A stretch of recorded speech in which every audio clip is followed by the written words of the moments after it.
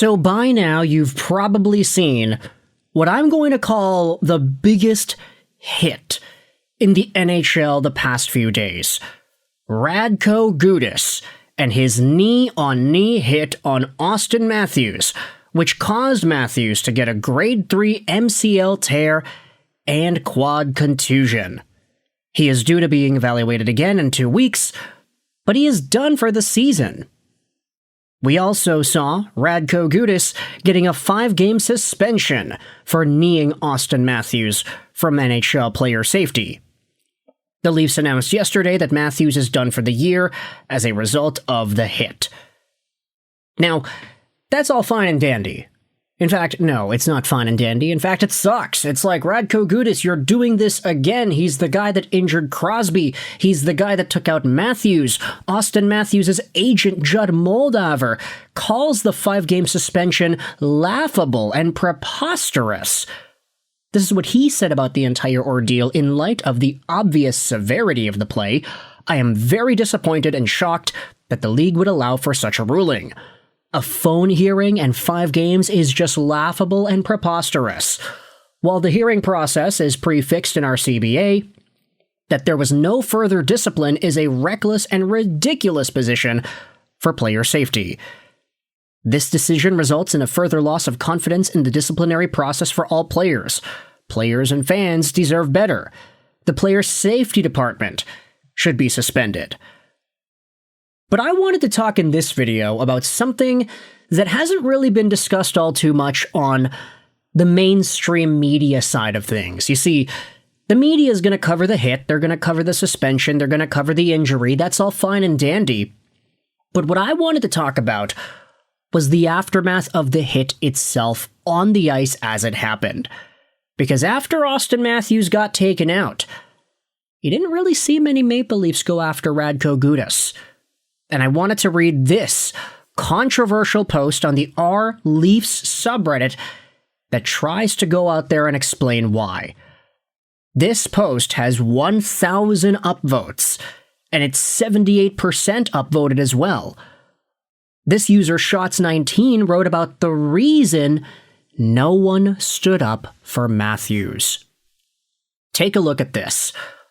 Matthews has never and would never stand up for any of them. Every scrum that's happened while Matthews is on the ice, he has just skated away. I've seen Leaf players getting double-teamed with face washes, and Matthews just glides away more times than I can count at this point.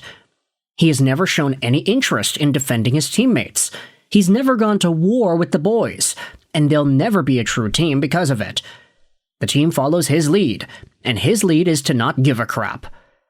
The only time he's ever shown some fire was when a player just would not leave him be. Weber and Stamkos. Those 2 times, he was getting harassed, and he was forced to defend himself because he had no other choice. Other than protecting himself, he'll never protect anyone else. You don't have to fight to be a captain, but you can't just skate away when your teammates need you to have their back. Sundin wasn't a fighter, but he'd never skate away and watch a teammate get outmanned in a scrum. Matthews is not a true captain. The team doesn't respect him, and we saw the result of it with the Radko Gudas hit. Now this is a really hot take. The idea that the Toronto Maple Leafs team itself does not respect Auston Matthews because he is not the kind of leader that will go to war for his guys. And the idea that this was demonstrated when he got knee-on-knee hitted by Radko Gudas. The guy had nobody coming to his aid. Is this the reason why? Let's go out there and scroll into the comments and read what some of they have to say. Mika Tola goes out there and says this: what is with these toxic posts? Just watch the clip and see that the referees ushered Gudas away immediately while several Leafs were skating right towards him. He got escorted to the box and kicked out of the game before anyone could get near him.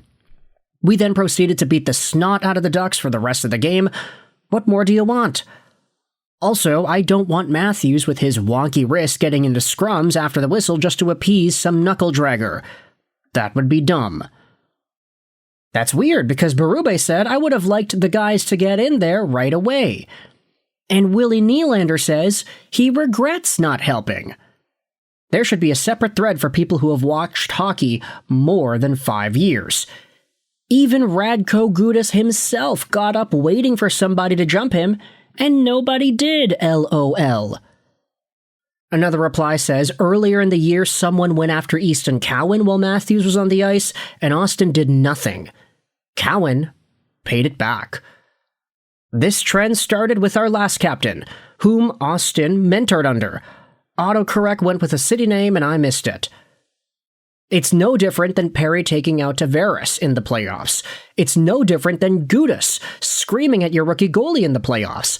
It's no different than Stahl taking a slap shot at your captain on an empty net.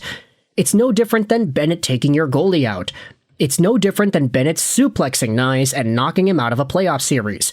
It's no different than Marchand licking your players in a scrum, Sherratt punching your star center in the face in the playoffs, Zadorov boarding Matthews, Zadorov on Lawton, Bennett on Bunting, Marchand on Liljegren, Marchand running Stolars, Dunn on Kadri. This is the culture of the team. Name me a cup contender that has announced to the league they will be your B in the way the Leafs have. Another reply says, as a diehard Leafs fan, you nailed it. Culture 101. Do this in Boston and Boston remembers. Every time you play them, you'll remember why. Touch Patrice or Chara or Marchand like that and it's a game over like brawl. Cowan is a rookie and has more fights than the majority of the team put together. Fights ain't everything, but backing down is, and Cowan doesn't back down. Kadri never backed down. The Leafs have had the DNA in players and shipped all of these players away. The craziest part is that their president Shanahan as a player would have done something each and every time and would beat up anybody for his teammates. How he didn't see this as a former player is just nuts to think about. And so with that said, this is a really interesting idea that I think hasn't been talked about enough amongst Toronto Maple Leafs fans and media. The idea that Auston Matthews is the epitome of a sideways, just non-committal captain, a guy who's not really all too willing to fight the fight for his teammates and lead physically when the job demands for it, to be able to step in and defend his teammates when they need defending. Auston Matthews, maybe what goes around comes around, because maybe that's why nobody really stood up for him at the same time. It's just the standard set by this Leafs team. And I thought that Reddit post posted out there by Shots19 was a very illuminating look as to how this may have come about. So with all that said, I want you to let me know your thoughts in the comment section below. Do you agree with this sentiment over here? Nobody stood up for Matthews because Matthews never stands up for anybody. And Matthews doesn't stand up for anybody because that's just the culture for the Toronto Maple Leafs.